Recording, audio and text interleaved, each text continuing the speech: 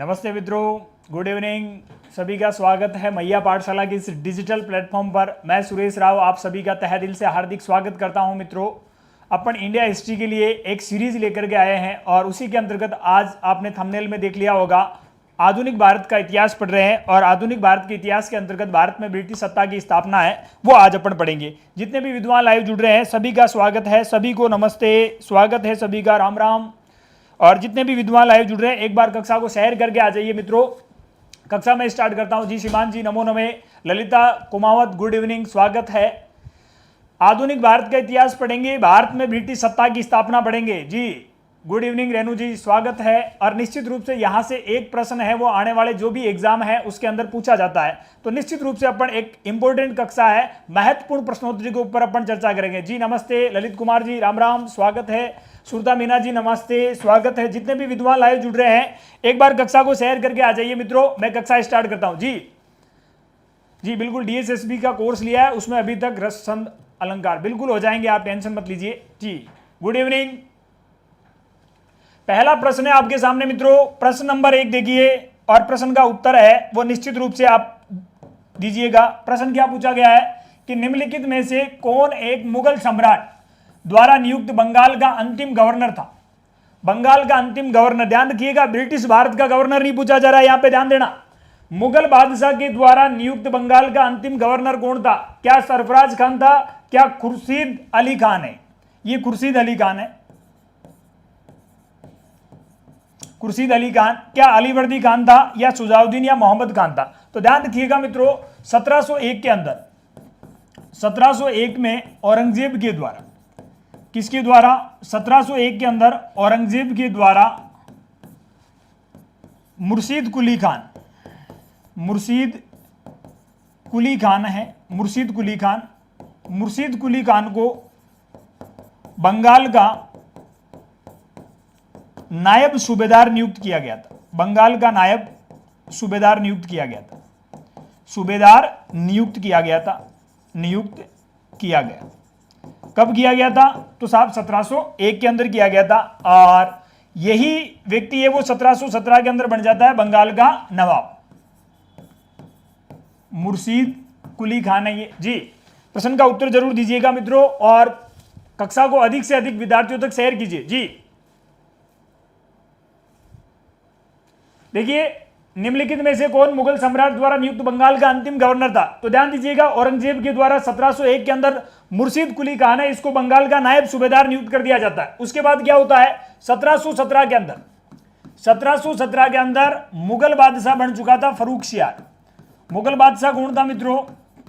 मुगल बादशाह था फर्रुखसियार, मुगल बादशाह फर्रुखसियार। और इस फर्रुखसियार के द्वारा, फर्रुखसियार ने 1717 के अंदर मुर्शीद कुली खान है, इस मुर्शीद कुली खान को, मुर्शीद कुली खान, मुर्शीद कुली खान को क्या किया था? मुर्शीद कुली खान को बंगाल का सूबेदार नियुक्त किया था, बंगाल का सूबेदार नियुक्त किया था। तो राइट आंसर क्या हो जाएगा? अपने बी है वो इसका क्या हो जाएगा?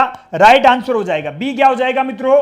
राइट आंसर हो जाएगा। ध्यान रखिएगा, मुर्शीद कुली खान है, ये कह सकते हैं कि अपन मुगलों से बंगाल की स्वतंत्रता की नींव रखने वाला व्यक्ति था ये मुर्शीद कुली खान। मुर्शीद कुली खान है, ये बंगाल की स्वतंत्रता की नींव रखने वाला था। जी बिल्कुल। इसके बाद एक चीज और आपको याद रखनी है कि बंगाल की पहले राजधानी थी ढाका, तो इस मुर्शीद कुली खान ने क्या किया? बंगाल की राजधानी ढाका से मुर्शिदाबाद स्थानांतरित कर दी थी। बंगाल की राजधानी ढाका से मुर्शिदाबाद स्थापित कर दी थी। तो आपसे पूछ ले कि बंगाल के स्वतंत्र राज्य का संस्थापक कौन हुआ था? तो बंगाल के स्वतंत्र राज्य का संस्थापक हुआ था मुर्शीद कुली खान।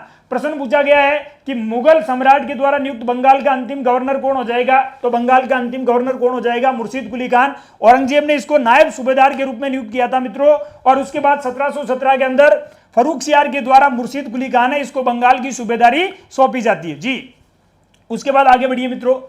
अगला प्रश्न पूछा गया है कि निम्नलिखित में से कौन सा युद्ध था जिसने भारत में ब्रिटिश क्या कह सकते हैं कि ब्रिटिश सत्ता को प्रारंभ किया था? बताओ देखिए, क्या बक्सर का युद्ध था, क्या प्लासी का युद्ध था, क्या मैसूर का युद्ध था या 1857 का स्वतंत्रता संग्राम?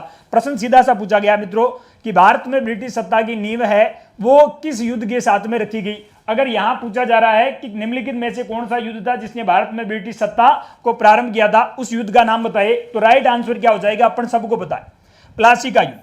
कौन सा युद्ध होगा मित्रों, 23 जून 1757 को, 23 जून 1757 को कौन सा युद्ध लड़ा गया था, प्लासी का युद्ध लड़ा गया था। अब प्लासी से कौन सी चीजें अपने को याद रखनी है कि प्लासी का युद्ध किस किस के बीच में हुआ था, तो बंगाल का नवाब कौन था साहब, बंगाल का नवाब था सिराजुद्दौला। बंगाल का नवाब कौन था, सिराजुद्दौला, और सिराजुद्दौला वर्सेज कौन हो जाएगा अपने, Lord Clive, Lord Clive, Lord Clive.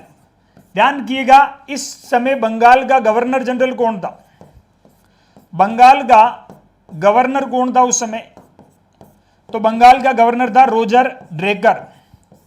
Bengal का गवर्नर कौन था मित्रों, रोजर ड्रेकर, ये था उस समय बंगाल का गवर्नर। भारत में ब्रिटिश सत्ता की नींव है वो किस युद्ध के साथ रखी जाती है, तो बैटल ऑफ प्लासी, बिल्कुल राइट आंसर आ रहा है। उषा जी का बी आंसर आ रहा है, अनुराधा जी के B, Suman G B answer दे रहे हैं, बिल्कुल राइट आंसर है। प्लासी के युद्ध से रिलेटेड जो तथ्य है वो सुन लीजिएगा मित्रों। प्लासी का मैदान है वो वर्तमान में कहां पड़ता है, तो प्लासी का मैदान पड़ता है साहब बंगाल के अंदर। कौन सी नदी के किनारे स्थित है, तो साहब ये भागीरथी नदी के किनारे स्थित है। उसके बाद ध्यान रखिएगा, प्लासी का युद्ध होता है 23 जून 1757 को। प्लासी के युद्ध के दौरान बंगाल का नवाब सिराजुद्दौला था और ब्रिटिश सेना का नेतृत्व कौन कर रहा था, लॉर्ड क्लाइव। सिराजुद्दौला इसके साथ में धोखा होता है मित्रों। जी गुड इवनिंग कमलेश कुमार जी, स्वागत है।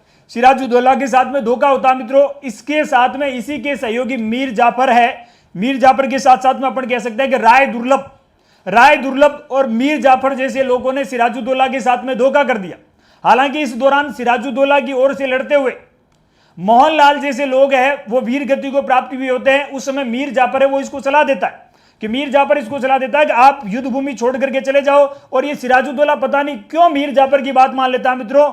और समकालीन इतिहासकारों ने यहां कई बार अपने एक तथ्य बढ़ते हैं तो अपने को यह जानकारी मिलती है कि प्लासी का युद्ध है, उस युद्ध मैदान को छोड़ करके सिराजुद्दौला जाता है तो किस जानवर पे बैठ के गया था, तो कुछ इतिहासकार तो कह रहे हैं कि ऊंट पे बैठ के गया था, कुछ कह रहे हैं हाथी पे बैठ के गया था, कुछ कह रहे हैं ऊंट पे बैठ के गया था और कुछ कह रहे हैं हाथी पर बैठ के गया था। अब जैसे भी बैठ करके गया वो चला जाता है राजधानी, और वहां पे मीर जाफर के पुत्र के द्वारा उसकी कर दी जाती है हत्या।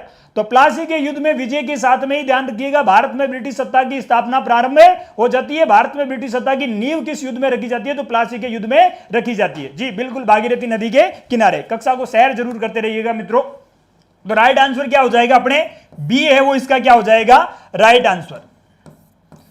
ब्रिटिश सत्ता की नींव इस युद्ध के अंदर रखी गई थी। और उसके बाद बक्सर का युद्ध है, ये तो अपन सबको पता है कि बक्सर का युद्ध कब लड़ा गया था, 23 अक्टूबर 1764 को ये युद्ध लड़ा गया था। कुछ किताबें 22 अक्टूबर भी लिख देती है। ठीक है, आगे बढ़ो। निम्नलिखित में से किसे स्वर्ग से उत्पन्न सेनानायक कहा गया, स्वर्ग से उत्पन्न सेनानायक किसको कहा गया, बताओ तो क्या। निम्नलिखित में से किसे स्वर्ग से उत्पन्न सेनानायक कहा गया, कोई बात नहीं संजू जी।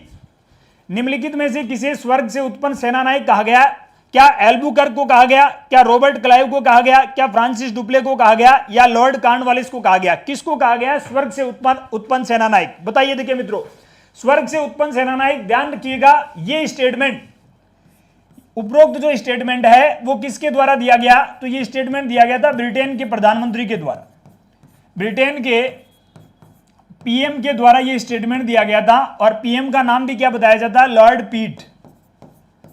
लॉर्ड पीट है, उनके द्वारा ये स्टेटमेंट है वो दिया गया था। किसके संदर्भ में दिया गया था, बताओ तो। ध्यान रखिएगा मित्रों, ये स्टेटमेंट दिया गया था लॉर्ड क्लाइव के संदर्भ में। अब लॉर्ड क्लाइव से अपने को क्या चीज याद रखनी है, पहली चीज तो याद रखो कि बंगाल का गवर्नर बना था ये 2 बार, बंगाल का 2 बार ये गवर्नर बना था, 2 बार गवर्नर बना था। ठीक है, गवर्नर बना था। कब बना था, तो पहली बार कब बना था, तो पहली बार बना था साहब 1757 से 1760। पहली बार कब बना था, पहली बार बना था 1757 से 1760 ईस्वी तक। उसके बाद दूसरी बार कब बना था, तो दूसरी बार बना था साहब 1765 से लेकर के 1767 ईस्वी तक। 2 बार बना था। ध्यान रखिएगा, ये व्यक्ति 2 बड़े जो युद्ध हो रहे दोनों समय, कई बार यहां से सवाल पूछ लिया जाता है, कई बार सवाल पूछा जाता है कि प्लासी के युद्ध के समय बंगाल का गवर्नर कौन था। तो जनरली अपन देखते हैं कि यार यहां 1757 से 1760 आ रहा है, इसका मतलब बंगाल का गवर्नर लॉर्ड क्लाइव होना चाहिए, जबकि क्लाइव उस समय सेनापति था मित्रों। क्लाइव उस समय क्या था, सेनापति था। गवर्नर कौन था, तो गवर्नर तो था रोजर ठीक है, ये सेनापति था। और दूसरी बार जब बक्सर का युद्ध होता तो उस समय ये भारत में था ही नहीं। बक्सर का युद्ध हुआ था उस समय बंगाल का गवर्नर वेंसी टाड था। बंगाल का गवर्नर कौन था? वेंसी टाड। कहा जाता है कि इसे स्वर्ग से उत्पन्न सेनानायक ब्रिटिश संसद में कहा था तत्कालीन ब्रिटेन के पीएम पीट के द्वारा। ये 2 बार बंगाल का गवर्नर जनरल बना था लॉर्ड क्लाइव है इसके द्वारा बंगाल के अंदर। ध्यान रखिएगा मित्रों, बंगाल में इसने क्या किया था? द्वैध शासन प्रणाली लागू की थी। द्वैध शासन प्रणाली इसने लागू की थी, ठीक है। अगर आपको पूछ ले किस लॉर्ड क्लाइव है, क्लाइव का गिद्दड़ किसको कहा जाता है? तो ध्यान रखिएगा मीर जाफर को। मीर जाफर है, मीर जाफर को क्या कहा जाता है? तो इसको कहा जाता है क्लाइव का गिद्दड़। क्या कहा जाता है? क्लाइव का गिद्दड़ कहा जाता है। ये चीज भी आपको याद रखनी है, ठीक है। क्लियर हो जाता है ये प्रश्न अपने जी? बिल्कुल। इसके बाद आगे बढ़िए मित्रों, अगले प्रश्न की ओर बढ़ते हैं। सबसे अधिक निर्णायक युद्ध जिसने अंग्रेजों के भारत में प्रभुत्व को स्थापित किया था, कौन सा निर्णायक युद्ध था? अभी अपन ने पिछले प्रश्न के ऊपर चर्चा की थी सर जी आज नहीं हो पाई थी कक्षा संजय जी, और मंडे से कंटिन्यू कक्षा होगी, है ना? हाँ, बक्सर का युद्ध है।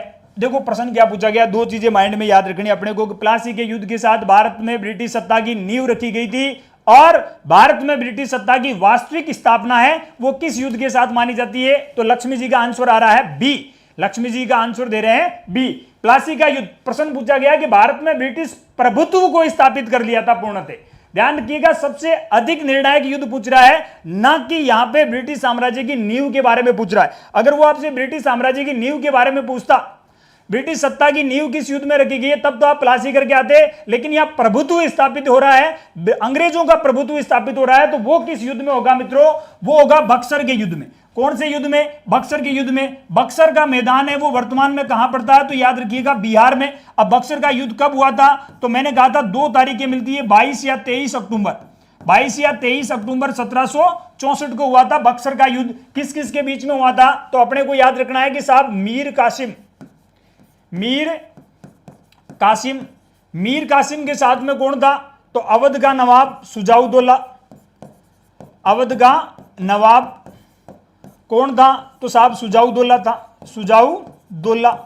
और इसके साथ में कौन था? तो इसके साथ में था मुगल बादशाह शाह आलम। मुगल बादशाह कौन था? तो मुगल बादशाह था उस समय शाह आलम सेकंड, ठीक है।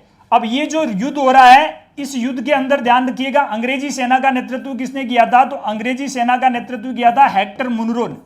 हेक्टर मुनरो ने अंग्रेजी सेना का नेतृत्व किया। फिर आपसे पूछ लिया जाए कि जब बक्सर का युद्ध हो रहा है उस समय बंगाल का गवर्नर कौन था? अगर आपसे पूछ लिया जाए कि बक्सर का युद्ध हुआ था उस समय बंगाल का गवर्नर जनरल कौन था? तो ये अपने को याद रखना है कि साहब बंगाल का गवर्नर जनरल था उस समय वेंसी टाड। कौन था? वेंसी टाड। और अगर आपसे पूछ ले कि बक्सर का युद्ध हुआ था, ये जो बक्सर का युद्ध हो रहा है उस समय बंगाल का नवाब कौन था? उस समय बंगाल का नवाब कौन था? अगर आपसे ये पूछा जाए तो ध्यान रखिएगा बंगाल का नवाब कौन था उस समय? मीर जाफर। बंगाल का नवाब कौन था मित्रों? मीर जाफर। तो राइट आंसर क्या हो जाएगा? बी जी, हेक्टर मुनरो। बिल्कुल सत्य है जी। कक्षा को शेयर जरूर करते रहिएगा मित्रों। निश्चित रूप से इतिहास जो भी आपके जिस एग्जाम के अंदर आता है, मॉडर्न हिस्ट्री है, मान के चलिए आने वाले आरएस एग्जाम वगैरह है, शिक्षक ग्रेड के जितने भी एग्जाम है, निश्चित रूप से ये कक्षा है वो आपके लिए उपयोगी साबित होगी, ठीक है। तो ये कंसेप्ट आपके क्लियर हो जाता है। 2-3 चीजें याद रखो, बक्सर बिहार में पड़ता है, 22 या 23 अक्टूबर 1764 को युद्ध हुआ था। बंगाल का नवाब कौन था उस समय? तो उस समय बंगाल का नवाब था मीर जाफर। अगर आपसे पूछ ले कि किस किस के बीच में हुआ था, तो मीर कासिम, अवध का नवाब सुजाउद्दौला और उसके साथ साथ में मुगल बादशाह शाह आलम सेकंड। किससे लड़े थे? हेक्टर मुनरो से। उस समय बंगाल का गवर्नर कौन था? तो बंगाल का गवर्नर था वेंसी टाड। ध्यान रखिएगा बक्सर के युद्ध के साथ ही भारत में ब्रिटिश सत्ता,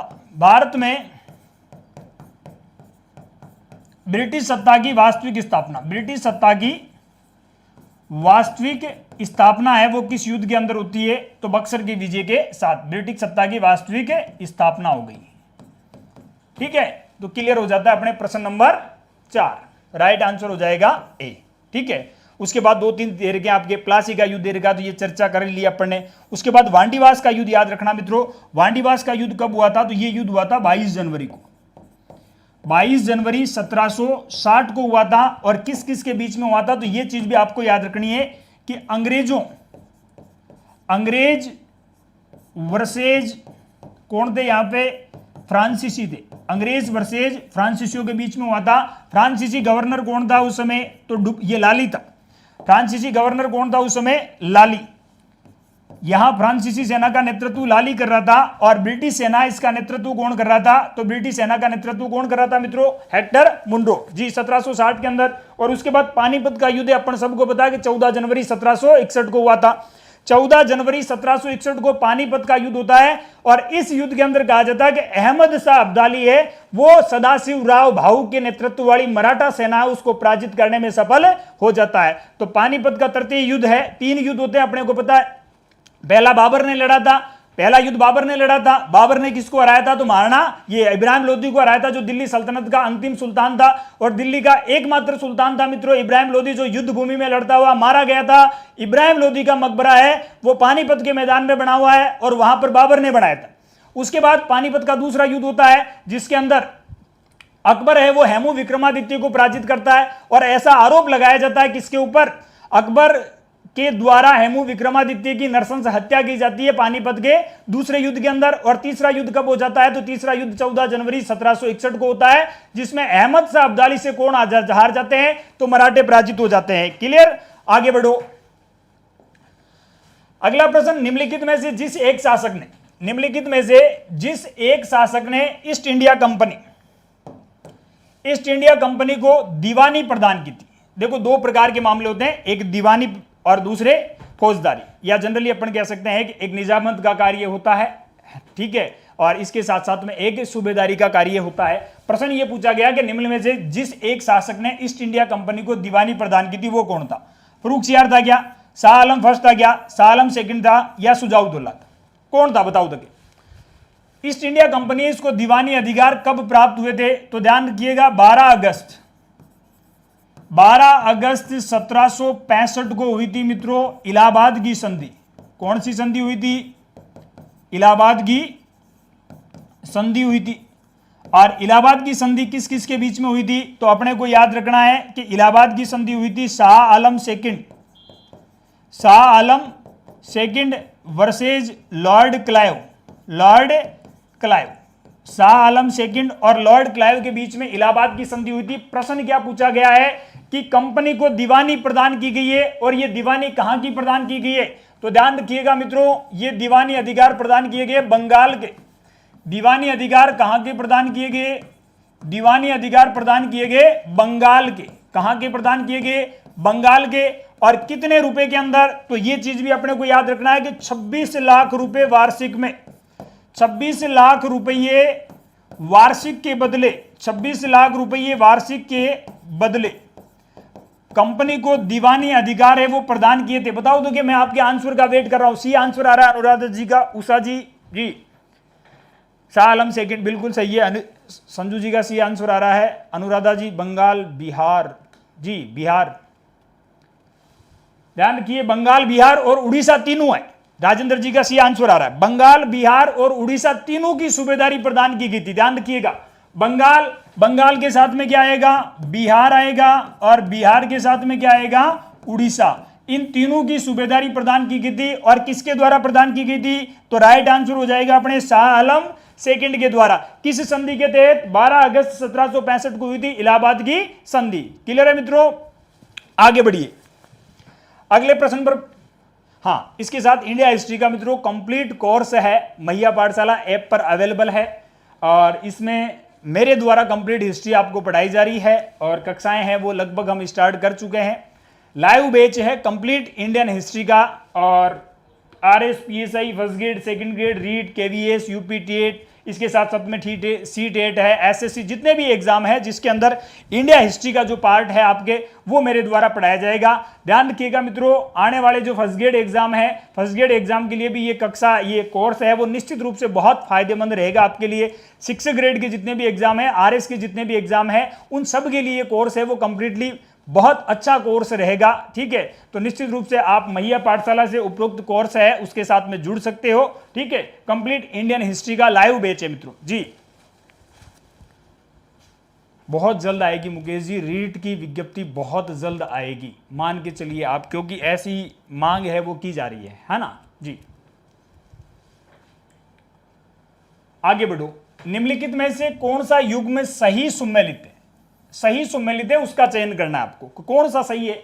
बक्सर का युद्ध हुआ था, कब हुआ था? पहली चीज तो अपन क्लियर कर चुके हैं कि साहब बक्सर का युद्ध कब हुआ था, तो 22 या 23 अक्टूबर को, 22 या 23 अक्टूबर 1764 को हो गया था बक्सर का युद्ध। क्या बक्सर का युद्ध मीर जाफर के विरुद्ध लॉर्ड क्लाइव ने लड़ा था क्या? नहीं लड़ा भाई। बक्सर का युद्ध है वो लॉर्ड क्लाइव है, इसके विरुद्ध मीर जाफर का, मीर जाफर तो इस लॉर्ड क्लाइव के साथ में था, मीर जाफर तो इस लॉर्ड क्लाइव के साथ में था, इसके पक्ष में था, क्योंकि मीर जाफर को तो कहा जाता है लॉर्ड क्लाइव का गिद्दड़। जब मीर जाफर को प्लासी के युद्ध के बाद, मीर जाफर को प्लासी के युद्ध के बाद बंगाल की नवाबी सौंपी गई, तो कहा जाता है कि इस मीर जाफर ने मुगल बादशाह शाह आलम से इस लॉर्ड क्लाइव को कहते हैं उपाधि प्रदान करवाई थी। इसके साथ साथ में कहते हैं कि 24 परगने की जागीर है वो इसको प्रदान करवाई थी, है ना। तो ये तो इसके पक्ष में लड़ा था। उसके बाद है वांडीवास का युद्ध। वांडीवास का युद्ध है वो फ्रांसीसी किसके विरुद्ध लड़े थे? ईस्ट इंडिया कंपनी के विरुद्ध लड़े थे क्या? बिल्कुल लड़े थे मित्रों। वांडीवास का युद्ध कब हुआ था? तो ये युद्ध हुआ था साहब 22 जनवरी 1760 को वांडीवास का युद्ध हुआ था। किस किस के बीच में हुआ था? तो ध्यान रखिएगा, फ्रांसीसियों की ओर से कौन लड़ा था? यहाँ पे लाली लड़ा था, और लाली है वो किससे लड़ा था? तो ये भी अपने को याद रखना है कि लाली किससे लड़ा था? हेक्टर मुनरो से, हेक्टर मुनरो से लड़ा था, और उसके बाद में इसी की हो जाती है विजय। ठीक है, तो बी तो हो जाता राइट। उसके बाद चिलियावाला का युद्ध, डलहौजी के विरुद्ध मराठे लड़े थे क्या? नहीं लड़े थे साहब। डलहौजी है वो किसके विरुद्ध लड़ा था? सिखों के विरुद्ध लड़ा था। डलहौजी किसके विरुद्ध लड़ा था? सिखों के विरुद्ध लड़ा था। और ये युद्ध कब हुआ था? तो ध्यान रखिएगा 1849 के अंदर ये युद्ध हुआ था। किसके तहत हुआ था? तो ये युद्ध हुआ था द्वितीय आंग्ल सिख युद्धों के अंतर्गत। द्वितीय आंग्ल सिख युद्ध है, द्वितीय आंग्ल सिख युद्धों के अंदर ये युद्ध आता है अपने चिलियावाला का युद्ध। उसके बाद खुर्दा का युद्ध, क्या निजाम के विरुद्ध ईस्ट इंडिया कंपनी लड़ी थी क्या? नहीं लड़ी थी साहब। निजाम के विरुद्ध कौन लड़े थे? मराठे लड़े थे, ध्यान रखिएगा। और ये जो खुर्दा का युद्ध है मित्रों वो 1765 के अंदर होता है। कब होता है ये युद्ध? 1765 के अंदर हुआ था। और इसमें ध्यान रखिएगा हैदराबाद का निजाम है वो क्या हुआ था? पराजित हुआ था। हैदराबाद का निजाम है वो क्या हुआ था? पराजित हुआ था। तो राइट आंसर क्या हो जाएगा अपने? बी है वो इसका क्या हो जाता है? राइट आंसर जी, बिल्कुल सही कहा जी। मनीषा जी, खुशी मुकेश जी का बी आंसर आ रहा है, बिल्कुल राजेंद्र जी बी आंसर दे रहे हैं जी। आगे बढ़ते हैं मित्रों अगले प्रश्न की ओर। बंगाल के किस शासक ने कहा था? बंगाल के किस शासक ने कहा था कि यदि अंग्रेजों को बंगाल की भूमि से बाहर निकाल दिया तो समुद्र में आग लग जाएगी? बताओ तो क्या, किसने कहा था? बंगाल के किस शासक ने कहा था कि अगर अंग्रेजों को समुद्र से बाहर निकाल दिया जाए तो समुद्र में आग लग जाएगी? बताओ तो। पहली चीज तो ध्यान रखो, समुद्र में आग लग जाएगी ये स्टेटमेंट सरफराज खान का है क्या? मुर्शीद कुली खान का है क्या? निजामत अली खान का है या अलीवर्दी खान का है? बताओ तो। बंगाल के किस शासक ने कहा था कि अगर अंग्रेजों को बंगाल से बाहर निकाल दिया जाए तो समुद्र में आग लग जाएगी? बताओ तो क्या मित्रों। प्रश्न का उत्तर जरूर देते रहिएगा मित्रों, मैं आपके प्रश्न के उत्तर का वेट कर रहा हूं। बताओ। राजेंद्र जी बी आंसर दे रहे हैं मुर्शीद कुली खान। ये कैसे हो सकता है भाई मुर्शीद कुली खान? ध्यान रखिएगा ये स्टेटमेंट किसके द्वारा दिया गया? अलीवर्दी खान के द्वारा। ये स्टेटमेंट किसके द्वारा दिया गया? अलीवर्दी खान ने दिया था। याद रखना अलीवर्दी खान है। इन्होंने एक स्टेटमेंट और दिया था।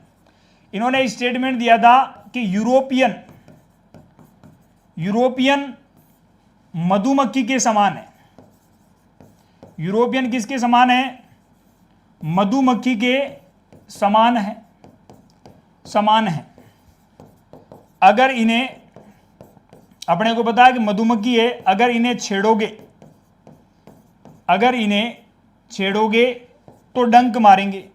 तो क्या करेंगे? डंक मारेंगे। अन्यथा ये आपको क्या देंगे?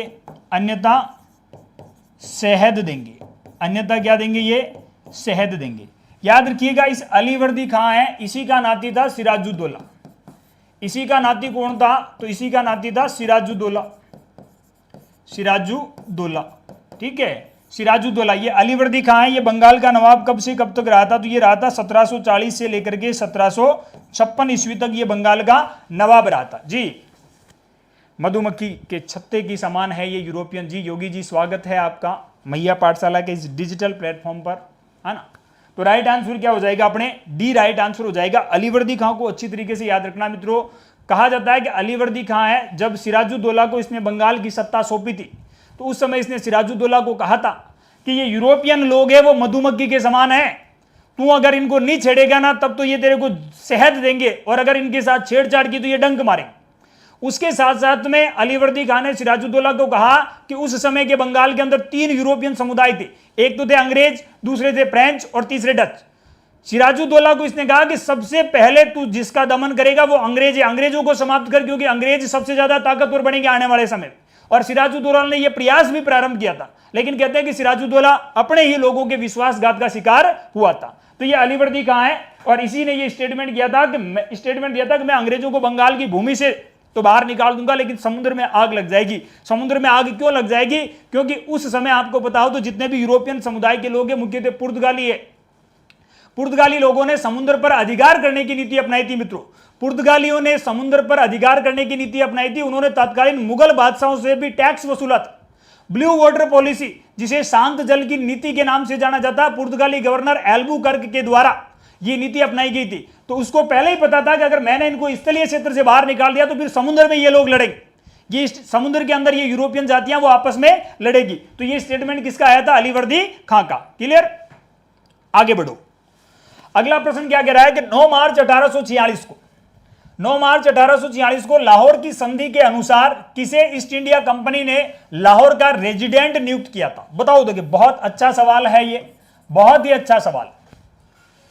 9 मार्च 1846 को लाहौर की संधि होती है। अब अपने को पता है कि प्रथम आंग्ल सिख है वो इसी दौरान होते हैं, और वो युद्ध, ये प्रथम आंग्ल सिख युद्ध है वो समाप्त हो जाते हैं। तो उसके बाद में 2 संधियां हुई थी, एक तो लाहौर की संधि हुई थी, और इस लाहौर की संधि है इसी की एक अनुपूरक संधि हुई थी मित्रों।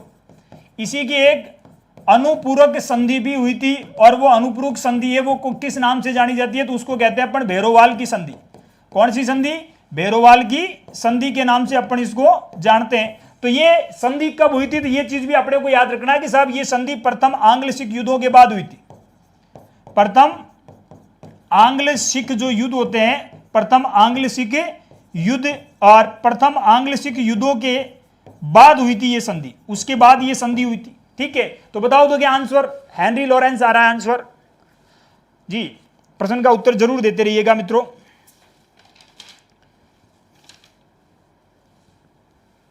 उषा जी हेनरी लॉरेंस दे रहे हैं, बाकी विद्वान भी उत्तर दीजिएगा।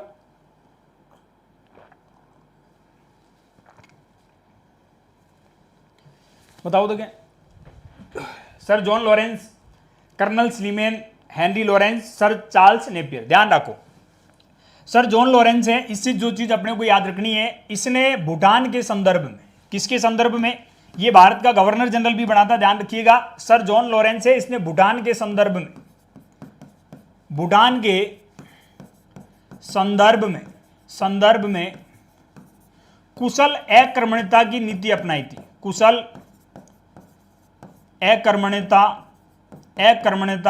की नीति अपनाई थी। किसने अपनाई थी? तो साहब जॉन लॉरेंस ने। उसके बाद हेनरी, ये अपने कर्नल स्लीमेल दे रखा है, ध्यान रखिएगा। इसी के प्रयासों से ठगी प्रथा पर रोक लगी थी। ठगी प्रथा पर रोक लगाई गई थी, और किसने लगाई थी? तो लॉर्ड बेंटिंग के द्वारा लगाई गई थी। किसके द्वारा लगाई गई थी? लॉर्ड बेंटिंग के द्वारा। इसी के प्रयासों से ठगी प्रथा पर रोक लगाई गई थी। जी मुकेश जी का डी आंसर आ रहा है, अनुराधा जी डी आंसर दे रहे।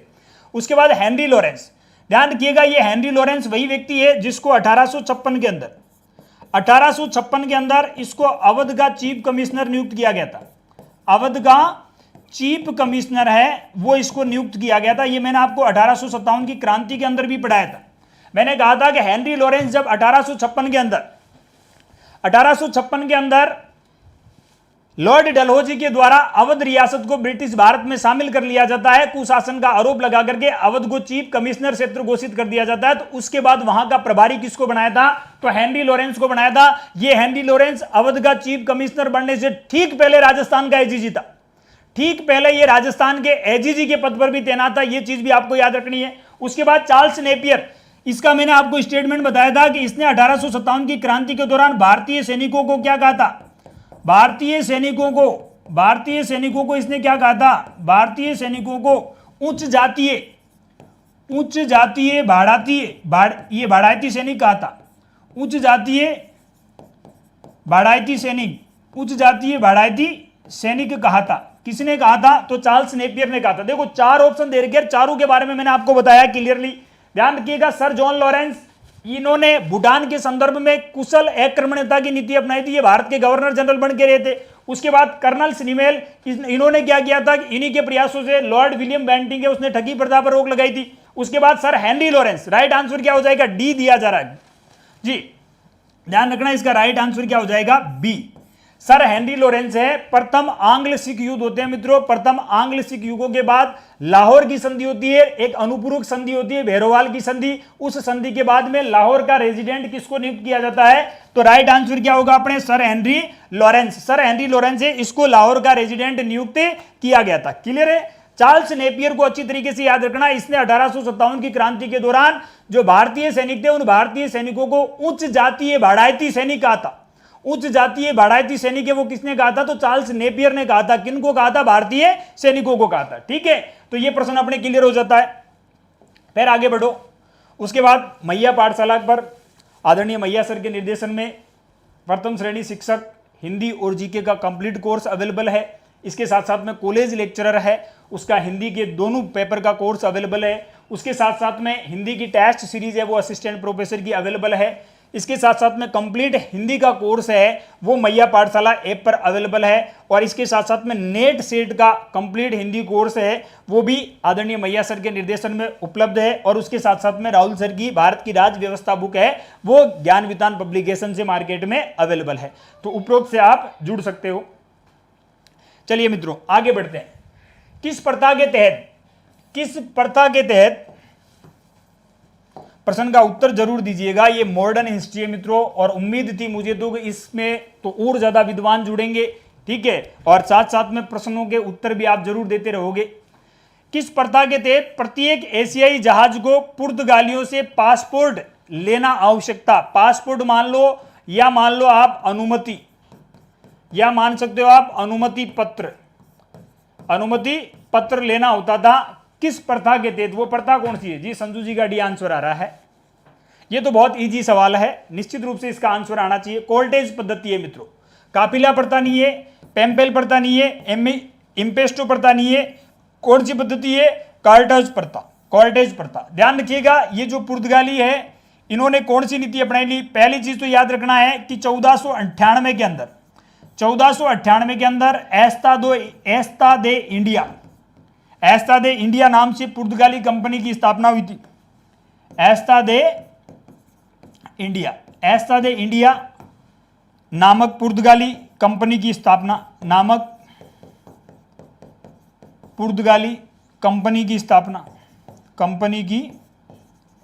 स्थापना हुई थी।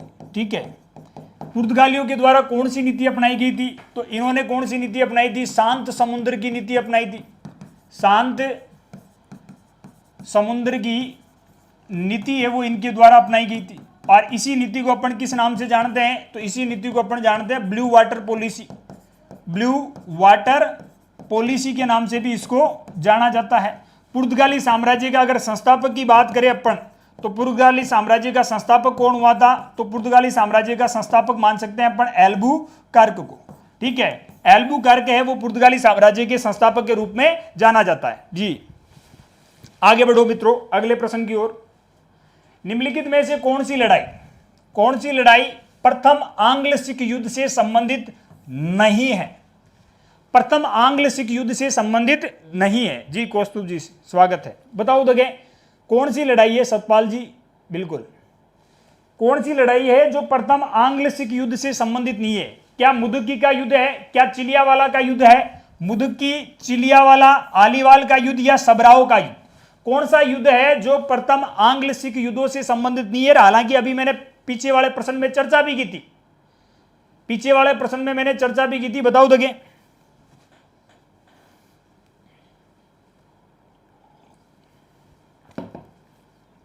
प्रश्न के उत्तर का वेट कर रहा हूं मित्रों।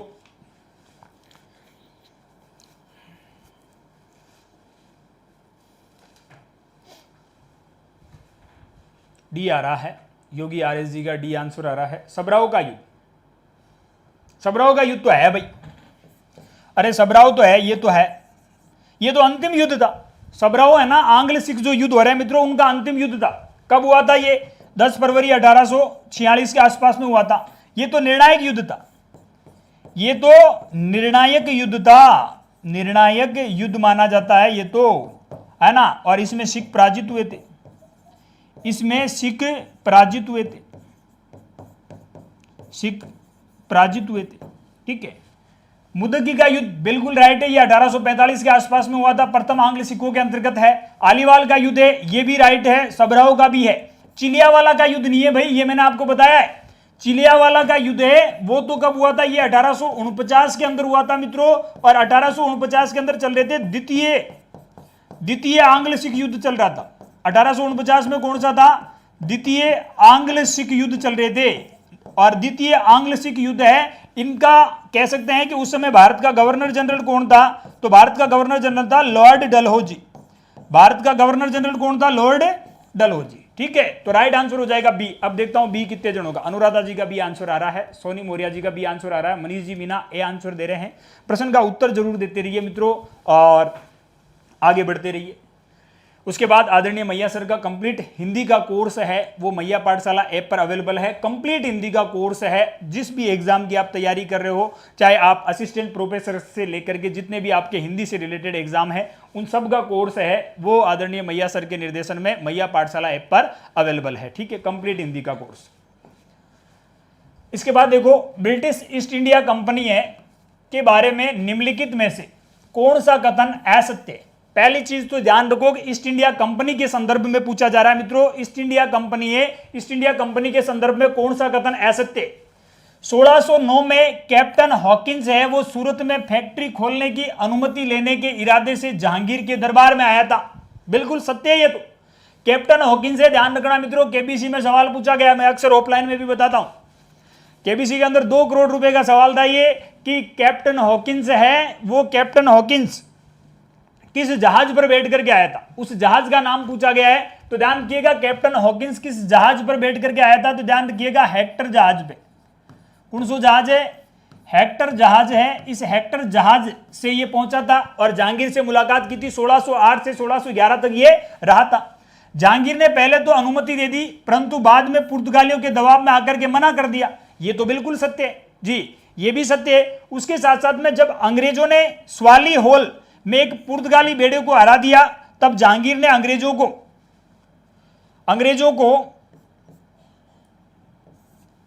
अनुमति का फरमान जारी कर दिया था। अंग्रेजों को एक फरमान जारी कर दिया था, और उसके साथ साथ में पुर्तगाली बेड़ा है वो टॉम स्रो के नेतृत्व में हराया गया था। बताओ तो, कि प्रश्न बहुत अच्छा है जी, बिल्कुल अवगत करवाएंगे। ब्रिटिश ईस्ट इंडिया कंपनी के बारे में निम्नलिखित में से कौन सा कथन असत्य? मित्रों, पहला तो सत्य, जहांगीर ने पहले अनुमति दी, बिल्कुल दी थी अनुमति। जैसे ही कैप्टन हॉकिंस है वो जहांगीर के दरबार में उपस्थित होता है 1609 के अंदर, जहांगीर ने सूरत में व्यापारी कोठी स्थापित करने की अनुमति दे दी थी, व्यापारी कोठी स्थापित करने की अनुमति दे दी थी, ठीक है। उसके बाद में ध्यान रखिएगा, अगर यह 1609 है ना, तो हो सकता है कि 1608 भी आपको लिखा हुआ मिल जाए, संदर्भ देखा जाए तो ये सही है। उसके बाद जब जैसे ही अंग्रेजों ने सूरत के अंदर व्यापारी कोठी स्थापित की, तो कहा जाता है कि उस समय अंग्रेजों ने सूरत में व्यापारी कोठी स्थापित की थी, तो उस समय पुर्तगालियों का प्रभाव जहांगीर पर बहुत ज्यादा था, और इस वजह से पुर्तगालियों ने जहांगीर के ऊपर दबाव डाला। तो जहांगीर ने यह शाही आदेश जारी कर दिया कि साहब, मैं आपको जो व्यापारिक अनुमति दी थी वो अस्वीकृत करता हूं या मना करता हूं। उसके बाद क्या होता है कि 1612 के अंदर सेवाली होल का युद्ध होता है मित्रों। कौन सा युद्ध होता है? यह सेवाली होल का युद्ध है, सूरत के पास में होता है। सवाली होल, सवाली होल है, सेवाली होल का युद्ध होता है और ये युद्ध कब होता है? तो ये 1612 के अंदर होता है। और इस युद्ध के अंदर क्या होता है कि पुर्तगाली पराजित हो जाते हैं, पुर्तगाली पराजित होते हैं, लेकिन पुर्तगालियों को हराता कौन है? तो ध्यान रखिएगा, टॉम्स रो पराजित नहीं करता है, कैप्टन वेस्ट पराजित करता है। कौन पराजित करता है? कैप्टन बेस्ट है वो पराजित करता है। ब्रिटिश सेना का नेतृत्व कैप्टन बेस्ट कर रहा था यहां पे। तो असत्य क्या हो जाएगा अपने? डी असत्य हो जाएगा। क्या असत्य हो जाएगा? डी है वो क्या हो जाएगा? असत्य। जी बिल्कुल डी आंसर आ रहा है। अनिता जी बेरवा का डी आंसर आ रहा है। परमजीत जी स्वागत है आपका मैया पाठशाला के इस डिजिटल प्लेटफॉर्म पर। प्रदीप जी स्वागत है आपका। ठीक है, तो इसके अंदर डी है वो क्या हो जाएगा मित्रों? असत्य हो जाएगा। ठीक है जी, फिर आगे बढ़ो। निम्नलिखित में से किसने कहा था? स्टेटमेंट है ये, किसने कहा था कि शेर की तरह एक दिन जीना अधिक अच्छा है बनिस्पत बकरे की भांति पूरी उम्र जीने से। शेर की तरह जीना है तो शेर की तरह जियो। वो रावड़ी राठौड़ वाला डायलॉग है ना अपने, है ना, कि 100 वर्ष की जिंदगी है वो जरूरी नहीं है। कुछ काम ऐसे कर जाओ कि लोग 100 वर्ष तक आपको याद रखे, कुछ ऐसा ही डायलॉग था उसका। तो उसी प्रकार ये स्टेटमेंट आया है कि शेर की तरह एक दिन जीना अधिक अच्छा है, एक दिन जीना भी अधिक अच्छा है बनिस्पत बकरे की भांति उम्र भर जीने से। ये स्टेटमेंट किसका? योगी जी दे रहे हैं सी। हैदर अली ने कहा था, नाना साहब ने कहा था, टीपू सुल्तान ने कहा था या सिराजुद्दौला ने कहा था? बताओ दगे, ध्यान रखिएगा। बिल्कुल, ये किसके द्वारा कहा गया था? तो ये कहा गया था टीपू सुल्तान के द्वारा। और टीपू सुल्तान का संबंध कहां से है? तो ये मैसूर से संबंधित है। टीपू सुल्तान है, इसको क्या कहा जाता था? तो ये स्वयं को कहता था नागरिक टिप्पू, नागरिक टिप्पू कहता था इसको।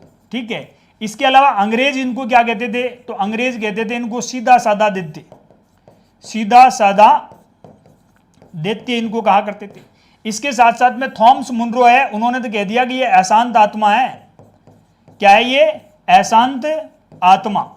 अशांत आत्मा है वो किसने कहा था? तो ये थॉमस मुनरो ने कहा था। और थॉमस मुनरो के बारे में अपन पढ़ेंगे आगे।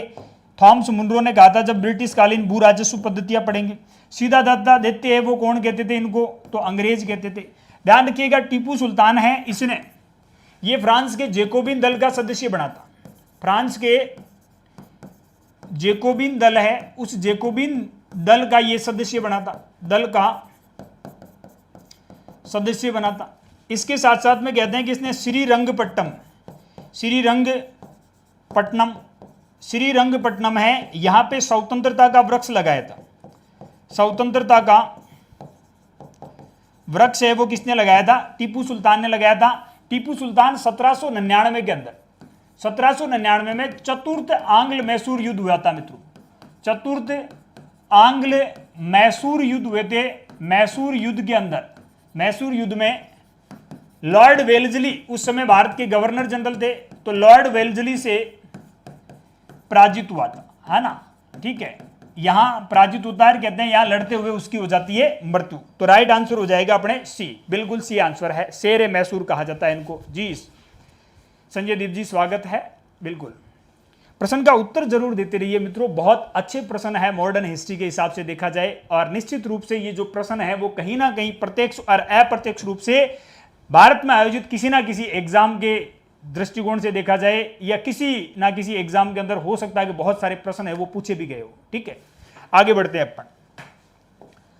निम्नलिखित में से कौन सा वाइसराय साहित्यकार होने के नाते साहित्य जगत के अंदर ओवन मेरेडिथ के नाम से प्रसिद्ध था? उस वाइसराय का नाम बताना है। क्या लॉर्ड विलियम बेंटिंग था? क्या लॉर्ड रिपन था? या लॉर्ड रीडिंग था? या लॉर्ड लिटन था? बताओ। साहित्यकार था। साहित्यिक प्रवृत्ति के कारण कहा जाता है कि वो साहित्य जगत के अंदर किस नाम से लोकप्रिय था? ओवन मेरेडिथ के नाम से लोकप्रिय था। उस वाइसराय का नाम बताना। देखो वाइसराय शब्द लिख दिया ना, तो यहां से भी आप कुछ ऑप्शन तो काट सकते हो। भाई वाइसराय शब्द कब जोड़ा गया? तो अपन सबको पता है कि 1857 की क्रांति हुई थी, तो उस क्रांति के बाद वाइसराय शब्द जोड़ा गया था। उसके बाद वाइसराय शब्द है वो जोड़ा गया था। तो इस हिसाब से देखा जाए तो लॉर्ड विलियम बेंटिंग तो आएगा ही नहीं, क्योंकि ये तो गवर्नर जनरल था। क्या लॉर्ड रिपन था? क्या लॉर्ड रीडिंग था? या लॉर्ड लिटन था? तो ध्यान रखिएगा, साहित्य जगत के अंदर जिस व्यक्ति को ओवन मेरेडिथ के नाम से जो प्रसिद्ध हुआ था वो कौन था? तो वो था Lord Liton. Lord Liton.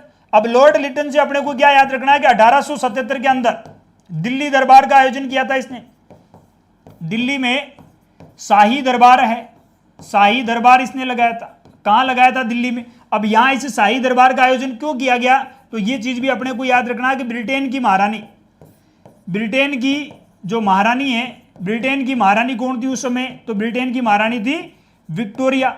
Britain की महारानी विक्टोरिया है, इसको कौन सी उपाधि प्रदान की गई थी? तो इसको उपाधि प्रदान की गई थी केसर ए हिंद की। केसर ए हिंद की इसको क्या प्रदान की गई थी? उपाधि। अब लॉर्ड लिटन से और भी कुछ तथ्य अपने को याद रखने हैं। कौन कौन से? कि 1878 के अंदर इसने 2 एक्ट पारित किए थे। 1878 में इसने 2 एक्ट पारित किए थे। एक तो कौन सा एक्ट पारित किया था इसने? तो एक तो पारित किया था इसने वर्नाक्यूलर प्रेस एक्ट पारित किया था। इस प्रेस एक्ट को क्या कहा जाता है? तो इसको कहा जाता है गैंगिंग एक्ट के नाम से भी इसको जाना जाता है। और इसी को कहते हैं अपन मुंह बंद करने वाला अधिनियम, मुंह बंद करने वाला एक्ट के नाम से इसको जाना जाता है। इसके साथ में इसने 1878 में एक एक्ट और पारित किया था और वो था Indian arms act. Indian arms act है, वो भी किसने पारित किया था? तो ये भी लॉर्ड लिटन के द्वारा पारित किया गया था। जी डी आंसर कैसे? कोई बात नहीं, खुशी का डी आंसर आ रहा है। सोनी मौर्य जी डी आंसर दे रहे हैं। डी आंसर किस हिसाब से दिया जा रहा है? प्रश्न पूछा गया है कि साहित्य जगत के अंदर ओवन मेरेडिथ के नाम से जो प्रसिद्ध हुआ था वो कौन था मित्रों? तो ध्यान रखिएगा, लॉर्ड लिटन है, वो साहित्य जगत के अंदर ओवन मेरेडिथ के नाम से प्रसिद्ध था। ध्यान रखिएगा, लॉर्ड लिटन है, 1877 में दिल्ली दरबार लगाया। और जब इसने दिल्ली दरबार लगाया था तो उस समय कहावत प्रचलित हो गई थी कि जब रोम जल रहा था उस समय नीरो बांसुरी बजा रहा था। उसी प्रकार भारत में उस समय पड़ा हुआ था भयंकर अकाल मित्रों, भारत में भयंकर अकाल पड़ा हुआ था। उस समय दिल्ली के अंदर एक शाही दरबार का आयोजन किया था लॉर्ड लिटन ने, जिसमें बहुत ज्यादा पैसा खर्च हुआ था। तो उस समय कहते हैं कि कलकत्ता के बहुत सारे समाचार पत्रों के अंदर ये हेडलाइन छपी थी कि रोम जल रहा था तब नीरो बांसुरी बजा रहा था। उसी प्रकार भारत जब अकाल से पीड़ित है उस समय ये लॉर्ड लिटन है वो बांसुरी बजा रहा है, ये भारत का जो पैसा है वो फालतू में खर्च कर रहा है। तो इसने दिल्ली दरबार लगाया था और उस दिल्ली दरबार का उद्देश्य क्या था? ब्रिटेन की महारानी विक्टोरिया, उस विक्टोरिया को क्या देना था मित्रों? केसर ए हिंद यानी कि सम्राट ए हिंद की उपाधि प्रदान की गई। 1878 के अंदर इसने मुंह बंद करने वाला अधिनियम पारित किया था। भारतीय प्रेस पर प्रतिबंध लगाया था, वर्नाक्यूलर प्रेस एक्ट इसने पारित किया था। इसी को अपन गैंगिंग एक्ट के नाम से जानते हैं। लॉर्ड लिटन इसने इंडियन आर्म्स एक्ट है वो 1878 में पारित किया था, जिसके तहत किसी भी भारतीय को बिना लाइसेंस हथियार रखने की अनुमति नहीं थी। तो ये साहित्यकार भी था और इसी वजह से कहते हैं कि साहित्य जगत में ये ओवन मेरेडिथ के नाम से प्रसिद्ध हुआ था। क्लियर? आगे बढ़ो, कक्षा को सैर जरूर करते रहो मित्रों।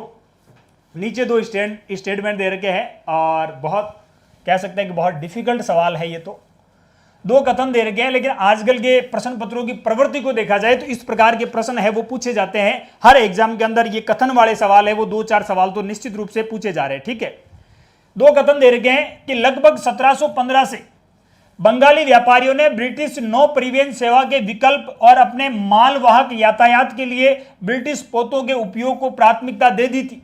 लगभग 1715 के आसपास वह निजी जहाज को अपना माल सौंपने में असल में उस कंपनी को माल सुपुर्द कर रहे थे जिसका अंग्रेजों के पास विशेषाधिकार था। तो देखो बात 1715 के आसपास की आ रही है और 1715 के आसपास में अपन सबको पता है कि बंगाल के अंदर अंग्रेज है वो नौ परिवहन सेवा है, नौ परिवहन सेवा का प्रयोग कर रहे थे। व्यापारियों के लिए इसका प्रयोग किया जा रहा था। बंगाल से उत्पादित जो भी माल है उसको निर्यात करने के लिए नौ परिवहन की वो शुरुआत कर चुके थे और निश्चित रूप से इस नौ परिवहन हेतु वो ज्यादा प्राथमिकता किसको देते थे? तो ब्रिटिश पोतों को प्राथमिकता देते थे। अब निजी जहाज को अपना माल सौंपने में असल में उस कंपनी को माल सुपुर्द कर रहे थे जिसका अंग्रेजों के पास विशेष अधिकार था। निजी को नहीं सौंप रहे थे और असल में उस कंपनी को सौंप रहे थे, यानी ईस्ट इंडिया कंपनी के जहाज है उन्हीं को वो सौंप रहे थे। तो इस हिसाब से राइट आंसर क्या हो जाएगा? ए भी सही है और आर भी सही है, यानी कि ए और आर दोनों सत्य है। ए और आर दोनों सत्य। जी प्रदीप जी ए आंसर आ रहा है, अनुराधा जी का ए आंसर आ रहा है, योगी जी का ए आंसर है, संजू जी भी ए आंसर दे रहे हैं। उसके बाद असिस्टेंट प्रोफेसर का जो थर्ड पेपर है मित्रों, थर्ड पेपर की राजस्थान जीके की एक टेस्ट सीरीज है वो मैया पाठशाला पर अवेलेबल है। तो निश्चित रूप से इस टेस्ट सीरीज से जो भी विद्वान और विदुषी है वो असिस्टेंट प्रोफेसर की तैयारी कर रहे हैं तो निश्चित रूप से ये टेस्ट सीरीज है वो आपकी तैयारी के अंदर एक मजबूत कह सकते हैं कि साथ आपको देगी। बहुत अच्छे स्टैंडर्ड प्रश्न है वो निश्चित रूप से आपको टेस्ट सीरीज में प्राप्त होंगे। 20 टेस्ट पेपर है, लाइव वीडियो सॉल्यूशन है और 18 टॉपिक वाइज टेस्ट है। इसके साथ साथ में 2 है वो मेजर टेस्ट भी है। तो ये आप मैया पाठशाला ऐप से आप डाउनलोड कर सकते हो। इस टेस्ट सीरीज से आप निश्चित रूप से जुड़ सकते हो जो विद्वान और विदुषी असिस्टेंट प्रोफेसर की तैयारी कर रहे हैं। 3rd पेपर की टेस्ट सीरीज है, ठीक है। और इसके साथ साथ में हिंदी की टेस्ट सीरीज है वो भी अवेलेबल है। आगे बढ़ो देखें, काल कोठरी घटना, ब्लैक होल घटना को किसने सनसनीखेज बना दिया था, बताओ देखें। ब्लैक होल ट्रेजेडी है मित्रों, काल कोठरी की घटना ब्लैक होल ट्रेजेडी के नाम से जाना जाता है इसको। और इस घटना को किसने सनसनीखेज बना दिया था, उस व्यक्ति का नाम बताना है। रॉबर्ट क्लाइव ने बनाया था क्या, वेरलेस ने बनाया था क्या, होलवेल ने बनाया था या वोटसन ने बनाया था। पहली चीज तो याद रखो कि ये black hole tragedy, black hole tragedy जिसे काल कोठरी की घटना कहते हैं, ये हुई कब थी तो साहब ये हुई थी 20 जून 1756 को हुई थी। ये कहां हुई थी तो फोर्ट विलियम में हुई थी। कहां हुई थी, फोर्ट विलियम के अंदर। और फोर्ट विलियम है ये कहां है तो फोर्ट विलियम है साहब कलकत्ता के अंदर। ये कहां है, कलकत्ता के अंदर, ठीक है। इस घटना को जी बिल्कुल 3rd पेपर है, राजस्थान जीके है, तो निश्चित रूप से आप भी ले सकते हो क्योंकि कंप्लीट राजस्थान जीके है, ठीक है। तो आपको बेनिफिट ही मिलेगा निश्चित रूप से यहां, है ना। फोर्ट विलियम कलकत्ता के अंदर यह घटना हुई थी। इसके साथ साथ में ध्यान रखिएगा इस घटना के लिए जिम्मेदार किसको ठहराया जाता है तो कहा जाता है कि 15 जून 1756 को सिराजुद्दौला ने कलकत्ता पर आक्रमण किया था। सिराजुद्दौला ने कलकत्ता पर अधिकार किया। और इस कलकत्ता का उसने नाम क्या रख दिया तो कलकत्ता का नाम रख दिया अली नगर। और उसके बाद पूछ ले अली नगर का प्रभारी किसको बनाया तो ध्यान रखिएगा अली नगर का प्रभारी बनाया था अमीन चंद को। किसको बनाया, अमीन चंद को। और इस अमीन चंद ने ही बाद में धोखा किया था मित्रों, इसने ही धोखा किया था, ठीक है।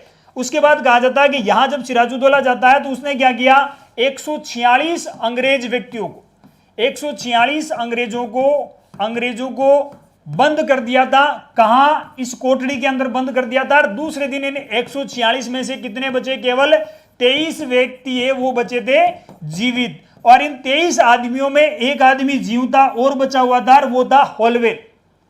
ध्यान रखिएगा मित्रों, कहीं ना कहीं जब अपन मॉडर्न हिस्ट्री पढ़ते हैं, बंगाल का इतिहास पढ़ते हैं, तो वहां अपने को यह जानकारी मिलती है कि समकालीन भारतीय इतिहासकारों ने किसी ने भी इस ब्लैक होल ट्रेजेडी का उल्लेख नहीं किया। कोई भी भारतीय इतिहासकार है वो ब्लैक होल ट्रेजेडी का उल्लेख नहीं कर रहा है। केवल और केवल एक व्यक्ति इसका उल्लेख कर रहा है और वो कौन कर रहा है, विलियम होलवेल। कहा जाता है कि ये प्रत्यक्षदर्शी था। जो 146 लोग थे उन 146 लोगों में ये खुद शामिल था। अब यार कैसे पॉसिबल हो सकता है एक छोटी सी कोठरी के अंदर 146 लोगों को सिराजुद्दौला ठूस देता है और दूसरे दिन उसमें से 123 मर जाते हैं, केवल 23 जीवते बचे थे। अब जो 23 जीवते बचे थे उनमें ये होलवेल बचा हुआ था। तो होलवेल ने इस घटना का उल्लेख किया। और इसने कहां उल्लेख किया तो होलवेल है ये प्रत्यक्षदर्शी बताया जाता है। ये इस घटना का क्या बताया जाता है कि ये प्रत्यक्षदर्शी बताया जाता है। और इसने इसका उल्लेख किया ए लाइव वंडर, वंडर, ए लाइव वंडर नाम से इसने एक बुक लिखी है। और इस बुक के अंदर इस ब्लैक होल ट्रेजेडी घटना है उसका उल्लेख किया है। तो बिल्कुल राइट आंसर आ रहा है, संजू जी दे रहे हैं इसका होलवेल। बिल्कुल योगी आरएस जी बिल्कुल आंसर सही आ रहा है आपका, ठीक है। अनुराधा जी का सी आ रहा है, सोनी मौर्य जी सी आंसर दे रहे हैं जी। आगे बढ़ो मित्रों, किस क्रम में यूरोपीय लोग व्यापार करने के लिए भारत आए थे। ये तो बहुत इजी सवाल है, बताओ देखें। इस प्रश्न के उत्तर का तो मैं वेट करूंगा आपके, और कक्षा को शेयर जरूर करते रहिए मित्रों, है ना। बताओ किस क्रम में यूरोपियन लोग व्यापार करने के लिए भारत आए थे। तो एक चीज अपने को याद रखनी है, और वो क्या याद रखना है, PHEDFS, बस ये अपने को याद रखना है। राइट आंसर अपने आप निकल जाएगा, PHEDFS। सबसे पहले कौन आए थे तो सबसे पहले आए थे साहब पुर्तगाली। पुर्तगालियों के बाद कौन आए थे, हॉलैंड से आए थे डच। उसके बाद कौन आए थे, अंग्रेज आए थे। अंग्रेजों के बाद में कौन आए थे तो डेनमार्क से डेनिश आए थे। उसके बाद कौन आए थे, फ्रांसीसी आए थे। तो राइट आंसर क्या हो जाएगा इसका, ए राइट आंसर हो जाएगा। ये ट्रिक याद रख लो, पी मतलब पुर्तगाली आए थे सबसे पहले। पी मतलब कौन आए, पुर्तगाली आए थे। पुर्तगालियों के बाद में कौन आ गए तो पुर्तगालियों के बाद में कौन आए थे? डच आ गए थे। उसके बाद में ई मतलब कौन आ गए थे? तो ई मतलब अंग्रेज आ गए थे साहब। उसके बाद में डी मतलब कौन आ गए थे? तो डेनिस आ गए थे डेनमार्क से। उसके बाद एफ मतलब कौन आ गए? तो उसके बाद आ गए साहब फ्रांसीसी। और उसके बाद एस मतलब स्वीट लोग आए थे स्वीडन से। स्वीट लोग कहां से आए थे? स्वीडन से। तो ये भारत आने वाली यूरोपियन जातियों का क्रम है मित्रों, ठीक है जी, बिल्कुल राइट आंसर है सतपाल जी, सभी का राइट आंसर है। आगे बढ़ो देखें, अगला प्रश्न क्या पूछ रहा है? बंगाल में दोहरा शासन, द्वैध शासन का अंत है वो किस गवर्नर के शासन काल में हुआ था? बताओ देखें भाई, ये जो दोहरा शासन है, अगर बात करें इस द्वैध शासन के लागूकर्ता की, तो लागूकर्ता अपन सबको पता है कि द्वैध शासन लागू किसने किया था? तो ये तो लागू किया था लॉर्ड क्लाइव। ये किसने लागू किया था? लॉर्ड क्लाइव ने लागू किया था। लॉर्ड क्लाइव ने ये द्वैध शासन कब लागू किया था? तो ये 1765 में उसने लागू कर दिया था दोहरा शासन। दोहरा शासन का मतलब क्या होता है मित्रों? कि अब बंगाल के ऊपर एक तरफ कंपनी है और एक तरफ नवाब है। कंपनी है, उसके पास में वास्तविक अधिकार होंगे, लेकिन कंपनी के ऊपर कोई उत्तरदायित्व नहीं है, कोई जिम्मेदारी नहीं थी, कंपनी किसी के प्रति जिम्मेदार नहीं थी। लेकिन उस समय बंगाल का नवाब, जिसके पास उत्तरदायित्व थे लेकिन अधिकार नहीं थे, शक्तियां नहीं थी, और इसी को बंगाल के अंदर द्वैध शासन या दोहरे शासन के नाम से भी जाना जाता है। इसकी शुरुआत इलाहाबाद की संधियों के बाद करता है लॉर्ड क्लाइव। अब प्रश्न ये पूछा गया इसको समाप्त किसने किया था? तो ए आंसर आ रहा है, समाप्त किसने किया था? अमन जी ए आंसर दे रहे हैं, बिल्कुल लॉर्ड वोरेन हेस्टिंग है। लॉर्ड वोरेन हेस्टिंग है, इसके द्वारा इसको समाप्त किया गया था। कब समाप्त किया गया था? तो 1772 में इसने द्वैध शासन प्रणाली है उसको क्या कर दिया था? समाप्त। और कहां? बंगाल के अंदर इसने समाप्त किया था। यह चीज भी अपने को याद रखनी है, ठीक है, 1772 के अंदर। आगे बढ़ो, उसके बाद मैया सर की पाठ्य पुस्तकें हैं, हिंदी व्याकरणमाला, हिंदी साहित्य और हिंदी व्याकरणमाला है, संस्कृत द्वितीय श्रेणी शिक्षक की नवीनतम पाठ्यक्रम अनुसार है। इसके साथ साथ में हिंदी फर्स्ट ग्रेड वाक्यता के लिए कंप्लीट बुक है। इसके साथ साथ में हिंदी शिक्षण विधियां हैं।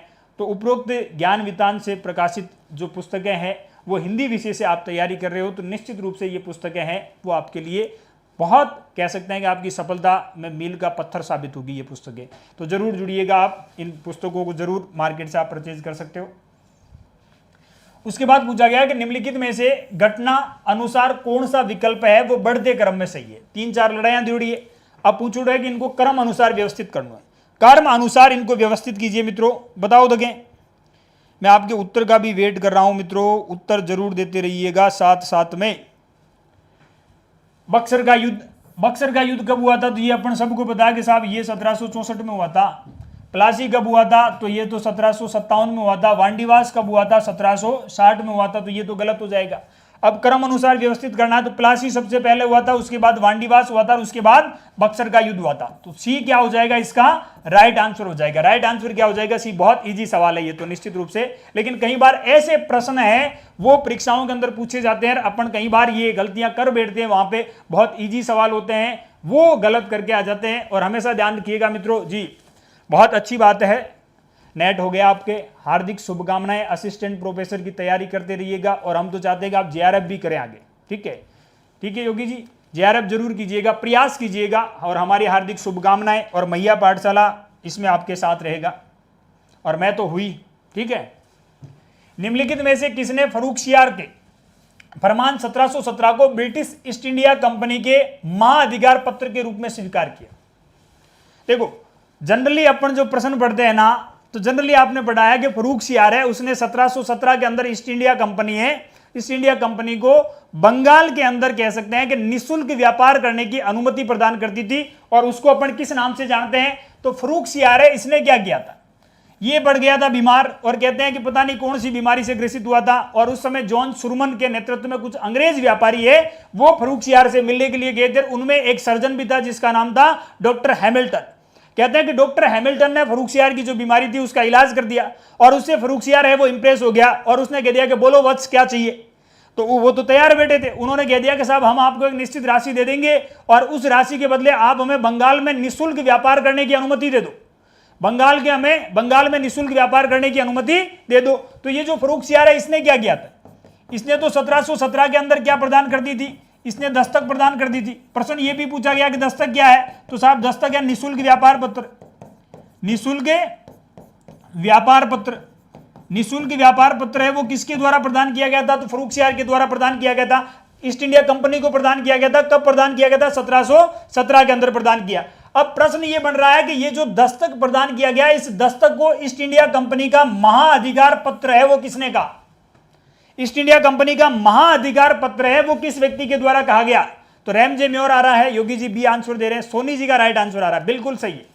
ऑर्मस नामक व्यक्ति है, उसके द्वारा इसको क्या कहा गया? ईस्ट इंडिया कंपनी का महाअधिकार पत्र की संज्ञा दी गई थी। अरे भाई फ्री फोकट में व्यापार करने की अनुमति दे दी कि 3000 रुपए दे 2 साल के। कितने?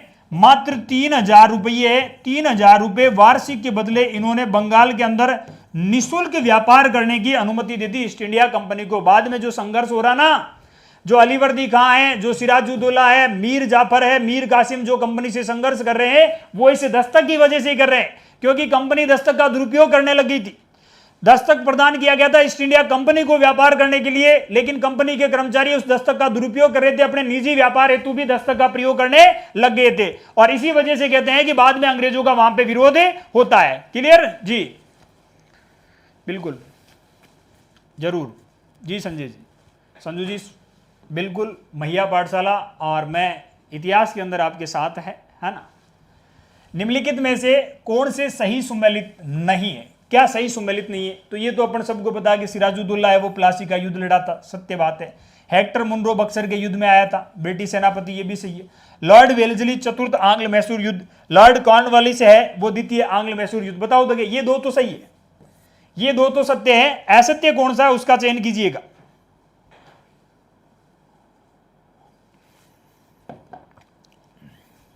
बताइए, देखें असुमेलित कौन सा है? लॉर्ड वेल्जली चतुर्थ आंग्ल मैसूर युद्ध के समय कहा गया, लॉर्ड कॉर्नवालिस द्वितीय आंग्ल मैसूर युद्ध। यहां लॉर्ड कॉर्नवालिस कैसे हो सकता है? वेल्जली तो सही है, लॉर्ड कॉर्नवालिस यहां नहीं आएगा मित्रों। जो द्वितीय आंग्ल मैसूर युद्ध होता है, जी नमस्ते मोनिका जी, स्वागत है आपका, स्वागत है। ये हैदर अली और वॉरेन हेस्टिंग के बीच में हुआ था। ये द्वितीय आंग्ल मैसूर युद्ध है ना, यहां कॉर्नवालिस नहीं आएगा, ठीक है। और यहां इस समय कौन था? तो अपने को याद रखना है कि वॉरेन हेस्टिंग था।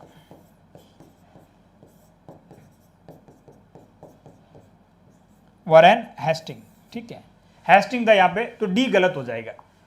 हैदर अली और वॉरेन हेस्टिंग के बीच में हुआ था। उसके बाद मैया पाठशाला पे जितने भी कोर्सेज है मित्रों, फर्स्ट ग्रेड का कंप्लीट कॉम्बो है, इसके साथ साथ में कंप्लीट इंडिया जीके है, इसके साथ साथ में सेकंड ग्रेड हिंदी का कोर्स है, प्रथम श्रेणी शिक्षक कंप्लीट कोर्स अवेलेबल है, और इसके साथ साथ में असिस्टेंट प्रोफेसर की जो टेस्ट सीरीज है उसके बारे में हम लोग कई बार आपको बता चुके हैं। जो विद्वान और विदुषियां असिस्टेंट प्रोफेसर की तैयारी कर रहे हैं, थर्ड पेपर की टेस्ट सीरीज मैया पाठशाला ऐप पर अवेलेबल है। और उसके साथ साथ में कंप्लीट हिंदी का ये कंप्लीट हिस्ट्री का, भारतीय कला इतिहास संस्कृति का कंप्लीट कोर्स है, लाइव बैच है, मैया पाठशाला ऐप पर अवेलेबल है। आप जरूर जुड़िएगा इस बैच से, कंप्लीट लाइव बैच है, और मेरे द्वारा complete Indian history, art and culture है वो आपको पढ़ाया जाएगा। और जितने भी एग्जाम है, चाहे वो सेकंड ग्रेड का आपके एग्जाम हो, चाहे फर्स्ट ग्रेड का आपके एग्जाम हो, चाहे रीट का एग्जाम हो, चाहे आरएस का एग्जाम हो, या टीजीटी पीजीटी जो भी एग्जाम है, उन सारे एग्जाम के अंदर जहां हिस्ट्री का आपके पार्ट दे रखा है वो निश्चित रूप से आपको यहां पढ़ाया जाएगा, ठीक है। चलिए आगे बढ़ते हैं मित्रों। अगला प्रश्न है, निम्नलिखित में से किस इतिहासकार ने कहा था कि सन 1765 से 1772 ईस्वी की अवधि में बंगाल की सरकार एक डाकू राज्य थी? क्या के एम पणिकर ने कहा था? क्या के एम पणिकर ने कहा था, GW फॉरेस्ट ने कहा था, लॉर्ड मेकाले ने कहा था, या नंदलाल चटर्जी ने कहा था? मतलब 1765-72 को मतलब है मित्रों द्वैध शासन। और द्वैध शासन है उस समय जो ब्रिटिश ईस्ट इंडिया कंपनी का शासन था, उस शासन को डाकू राज्य के रूप में किस विद्वान के द्वारा बताया गया? के एम पणिकर बता रहे हैं, GW फॉरेस्ट बता रहे हैं, कौन बता रहे हैं? बताओ। ये आंसर दिया जा रहा है सोनी जी का, के एम पणिकर। ध्यान रखिएगा, ब्रिटिश पॉलिसी एक किताब है, British policy towards Indian state,